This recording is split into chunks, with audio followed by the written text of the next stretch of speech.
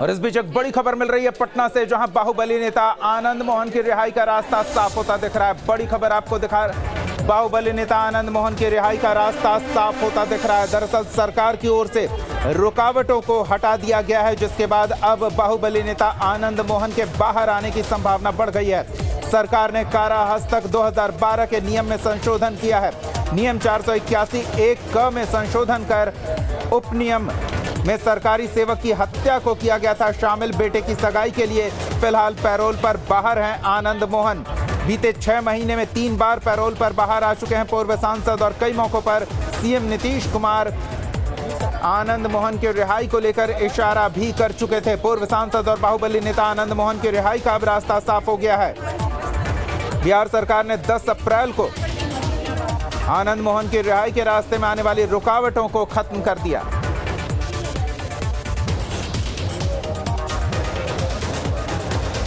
बाहुबली नेता आनंद मोहन की रिहाई का रास्ता साफ होता दिख रहा है।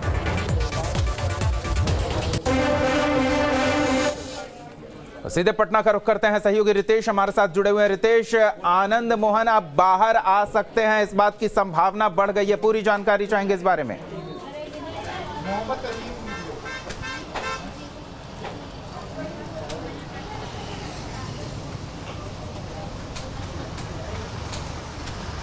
जी रितेश, आप तक आवाज पहुंच रही है? चलिए हम दोबारा जुड़ने का प्रयास करेंगे। इस बीच आपको बता दें कि बिहार सरकार की ओर से अधिनियम में बदलाव कर आनंद मोहन के बाहर आने का रास्ता साफ किया गया है, ऐसी जानकारी सामने आ रही है। बिहार कारा हस्तक 2012 के नियम 481(1) के खंड क में संशोधन करके उस उपनियम को हटा दिया गया है, जिसमें सरकारी सेवक की हत्या को शामिल किया गया था। जानकारी के मुताबिक इस संशोधन के बाद अब ड्यूटी पर तैनात सरकारी सेवक की हत्या अपवाद की श्रेणी में नहीं गिना जाएगा, बल्कि यह एक साधारण हत्या मानी जाएगी। इस संशोधन के बाद आनंद मोहन के परिहार की प्रक्रिया अब आसान हो जाएगी, क्योंकि सरकारी अफसर की हत्या के मामले में ही आनंद मोहन को सजा हुई थी। तो बड़ी खबर आपको बता रहे हैं, फिलहाल आनंद मोहन पैरोल पर बाहर हैं। अपने बेटे की सगाई के लिए आनंद मोहन 15 दिन के पैरोल पर बाहर आए थे, और इस बीच आपको बता दें कि जिस तरह से बिहार सरकार ने 10 अप्रैल को बिहार कारा हस्तक 2012 के नियम 481(1) के खंड क में संशोधन करा, उसके बाद आनंद मोहन के बाहर आने का रास्ता साफ हो गया। आपको बताते हैं आनंद मोहन पर क्या आरोप थे। दरअसल गोपालगंज के तत्कालीन डीएम जी कृष्णैया की हत्या के आरोप में आनंद मोहन 14 साल की सजा काट 14 साल से जेल में बंद है पूर्व सांसद आनंद मोहन। तो सहयोगी रितेश का रुख करते हैं, पटना में आनंद मोहन की रिहाई की चर्चा जोर शोर से चल रही है। रितेश, क्या है मामला?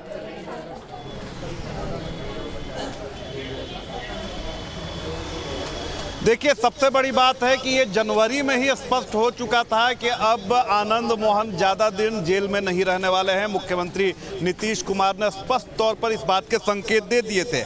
अब देखिए कि 10 अप्रैल को सरकार ने इसमें बड़ा बदलाव किया है, और जो कारा हस्तक 2012 के नियम 481(I) क में संशोधन किया गया है, और उसी के तहत अब आनंद मोहन की रिहाई का रास्ता बिल्कुल साफ हो चुका है। खुद आनंद मोहन ने भी संकेत दे दिए थे कि अब जेल में वो ज़्यादा दिन रहने वाले नहीं हैं। सबसे बड़ी बात है कि 1994 में गोपालगंज के तत्कालीन डीएम जी कृष्णैया की हत्या हुई थी, उसमें दोषी करार दिए गए थे। साल 2007 में इन पर दोष जो है वो सिद्ध हुआ था, और देखिए कि देश के इकलौते जनप्रतिनिधि हैं जिन्हें फांसी की सज़ा सुनाई गई थी। बाद में हाई कोर्ट ने उम्र कैद में इस सज़ा को तब्दील कर दिया था। तमाम तरह की बातें हुई इस दौरान, और सरकार पर भी, नीतीश सरकार पर भी कई सारे गंभीर आरोप लगे। यहाँ तक आरोप लगे कि जानबूझकर राजपूत समाज के एक बड़े नेता को सरकार जेल के भीतर रखी हुई है।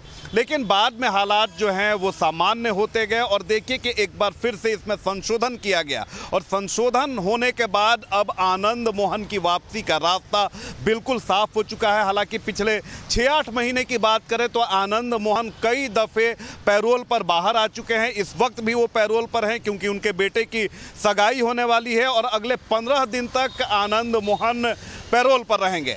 आनंद मोहन की अगर राजनीतिक पृष्ठभूमि की बात करें तो खास तौर पर अगर क्षत्रिय वर्ग है या सवर्ण समाज है, वहां पर आनंद मोहन की अपनी पैठ है, अपना दबदबा है। और इतने साल जेल में रहने के बावजूद, तमाम संघर्ष और झंझावात देखने के बावजूद आनंद मोहन के रसूख में कहीं भी कोई कमी नहीं देखी। बिल्कुल रितेश, बाहुबली के तौर पर आनंद मोहन की अब तक पहचान रही है और अभी भी उस पहचान में कोई कमी नहीं आई है। सालों तक सलाखों के पीछे रहने के बावजूद सियासी गलियारे में उनकी साख बरकरार है और ये मुख्यमंत्री से हाल ही में पैरोल पर जब वो बाहर आए थे तो मुलाकात दर्शाती है।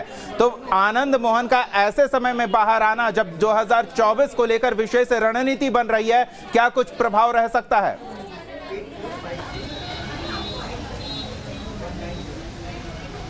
बिल्कुल सटीक और बेहद ही महत्वपूर्ण प्रश्न पूछा है दीपक आपने, क्योंकि ये सारी जो चीजें हैं साल 2024 को लेकर ही है। क्योंकि राजपूत समाज के बड़े नेताओं में शुमार होते हैं और ना सिर्फ राजपूत समाज बल्कि कुछ अन्य जो सवर्ण जातियां हैं उनका भी सहयोग आनंद मोहन को मिलता रहा है। आप देखिए कि 90 के दशक में जब लालू प्रसाद यादव की तूती बोला करती थी बिहार की राजनीति में, उस समय भी आनंद मोहन के बाहुबल में, उनके प्रभाव में, उनके वर्चस्व में कहीं भी कोई कमी नहीं देखी जा रही थी। लेकिन बाद के दिनों में जब कोर्ट ने उन्हें सजा सुनाई, उम्र कैद की सजा हुई, लोगों को यह लगा कि आनंद मोहन अब राजनीति में हाशिए पर चले जाएंगे। लेकिन आनंद मोहन की हैसियत ऐसी है, कद ऐसा है कि तमाम ये जो कयास उनके विरोधियों ने लगाया, ये कयास सिर्फ कयास ही साबित हुए। और आनंद मोहन का जो रसूख है, चाहे वो राजनीतिक तौर पर कहे या फिर जो एक उनकी छवि है बाहुबली की, उसमें कोई कमी नहीं आई। और यही कारण है कि बार बार बिहार की राजनीति में आनंद मोहन का नाम उठता रहा। 1994 का मामला था, उसके बाद ये लगातार कानून के शिकंजे में, उसकी जद में घिरते चले गए। 2007 में उनकी सजा हुई, 2008 में उनकी जो सजा है उसे उम्र कैद में तब्दील किया गया। और बिहार सरकार ने 2002 में एक संशोधन किया था और उस संशोधन के तहत ये अड़ंगा डाला गया था कि आनंद मोहन बाहर ना आ पाए, जिसमें कई सारे प्रावधान थे, कई तरह के केसेस, जैसे कि एक से अधिक जिसने हत्या की है वो सरकार जब चाहेगी हमारे साथ तो ऐसा लग रहा है